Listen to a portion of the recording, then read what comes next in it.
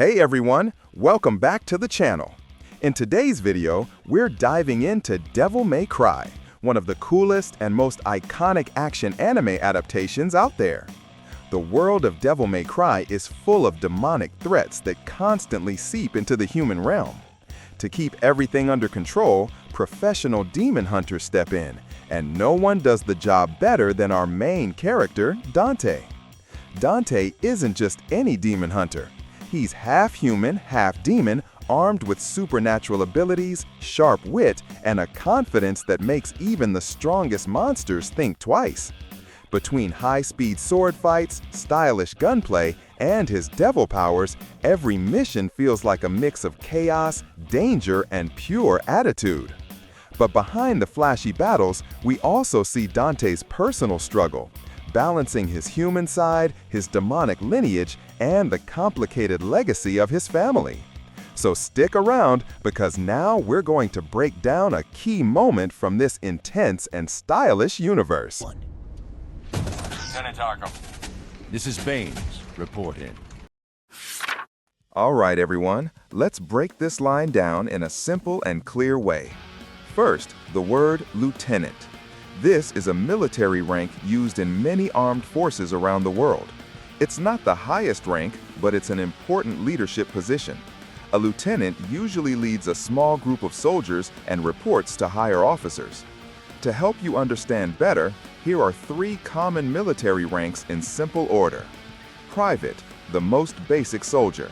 Sergeant, leads a small team and gives direct orders. Lieutenant, an officer who leads missions and gives commands to larger groups. We're here for a Private Ryan. We're here for a Private Ryan. 10-4, Sergeant! 10-4, Sergeant! Lieutenant to you. Lieutenant. Lieutenant to you. Lieutenant. So when someone says Lieutenant Arkham, they're talking to an officer responsible for leading and making decisions. Now, let's look at the expression report in. In simple English, report in means tell me your situation or give me an update right now. It's common in military settings, police forces, video games, and action anime. To help you use this in real conversations or when watching shows, here are 3 similar expressions that mean almost the same thing. Report back, give information after checking something. Status report, explain what's happening at the moment. Acknowledge, confirm that you heard and understood the order. These phrases all appear in action scenes, missions, and command situations, whether in anime, games, or movies. They're short, direct, and urgent. So the full meaning of the original line, Lieutenant Arkham, this is Baines, report in, is basically, Lieutenant Arkham, it's Baines speaking, tell me your current situation right now. Commander! Status report. Commander!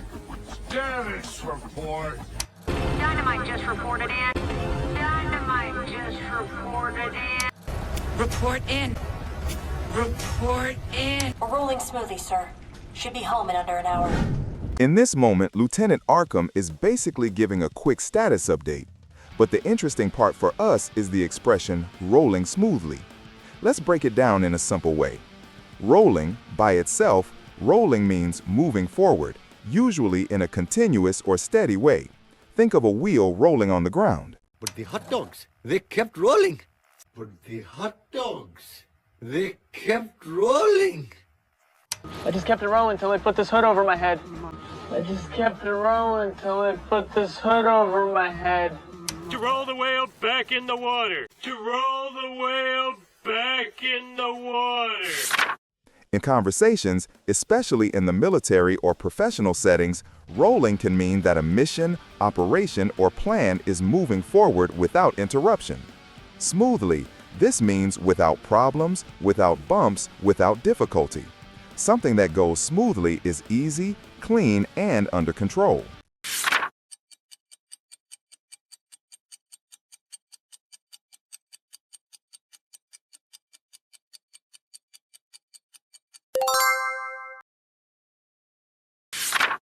But when you put them together, rolling smoothly It becomes an expression that means everything is progressing perfectly. No issues, no delays. Everything is under control. In military, police, or tactical scenes, this kind of phrase is very common because it gives a quick, clear report of the situation. So when Arkham says, "We're rolling smoothly," she isn't talking about literally rolling. She means the mission is going flawlessly. It's short, professional, and instantly understood by the Vice President. Good. With the fate of heaven and earth at stake, there's no one else I would count on. When Vice President Bain says, "with the fate of heaven and earth at stake," he means that something extremely important is in danger, or that the outcome really matters. The word stake itself originally refers to something you risk, something you put on the table. In everyday English, at stake means that there's something valuable that could be lost depending on what happens next. We also use stake in financial situations. For example, if someone says, "I have a stake in that company," it means they own part of it or have money invested. So in finance, a stake is your share, your investment, or your portion of risk in something. Now, back to the expression. At stake makes the situation sound serious and urgent. It shows that the consequences are heavy and that the decision or action really matters.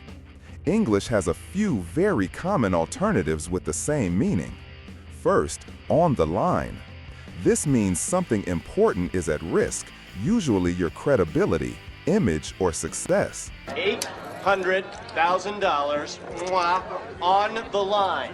$800,000 on the line. Second, in jeopardy. This is a more dramatic way to say something is in danger or about to fail. My career is in jeopardy. My career is in jeopardy. Third, hanging in the balance. This means the final result is still uncertain and could go either way. My career's not hanging in the balance. My career's not hanging in the balance. So when I hear Bain say, "with the fate of heaven and earth at stake," you immediately understand. Something huge is in danger, the consequences are massive, and the outcome will decide everything. And knowing expressions like these helps you sound more natural, more confident, and way more connected to how English is really spoken in movies, games, anime, and even in real life. Before we continue, just a quick reminder. If you're enjoying this lesson, make sure you're subscribed to the channel so you don't miss any of the new videos coming up. I'm always posting lessons inspired by anime, games, and fun ways to learn English. And of course, don't forget to leave a like. It helps the channel a lot. Feel free to comment below and tell me which anime or scene you want to learn English with next. And if you have friends who are also learning English or love anime and gaming, share this video with them too. All right, let's get back to the lesson. Patch me through to the prisoner. Sir? I want to speak with him. He interests me. Dante, this is Vice President William Baines. The Vice President? You mean like from TV? All right, let's break down the expression, "patch me through." In this scene, the Vice President says, "patch me through to the prisoner." And this expression is actually very common in English, especially in communication systems like radios, telephone calls, and military operations. Let me start with the word patch. In English, patch has several meanings. It can mean a piece of material used to cover a hole or repair something, like a patch on clothing. It can also mean a software patch, an update that fixes bugs or improves a system. And you may also know it as a small adhesive sticker, like a nicotine patch or a medical patch. So the idea behind patch is always the same, to connect, fix, or link something that wasn't connected before. That's why in communication, patch becomes a verb meaning to connect one person to another through a communication line. Now, let's look at through. This word means moving from one side to another, like going through a door or through a tunnel. In communication, through keeps the same idea. You are creating a path so that the voice travels through the system until it reaches the other person. So when we combine the two words, patch me through literally means connect me and open a path so I can communicate with that person. This expression is commonly used with phones, radios, and intercom systems. For example, can you patch me through to headquarters? Patch him through to the captain. It's direct, professional, and often used in military, law enforcement, aviation, and emergency services. But be careful. Patch me through is not used in casual conversations. You don't say this when you're in a restaurant or talking to friends. It's specific to situations where someone controls a communication line. Here are some other contexts where patch appears with different meanings, so you don't confuse them. A patch of land, meaning a small area of ground. It's just patches and patches of open land. It's just patches and patches of open land.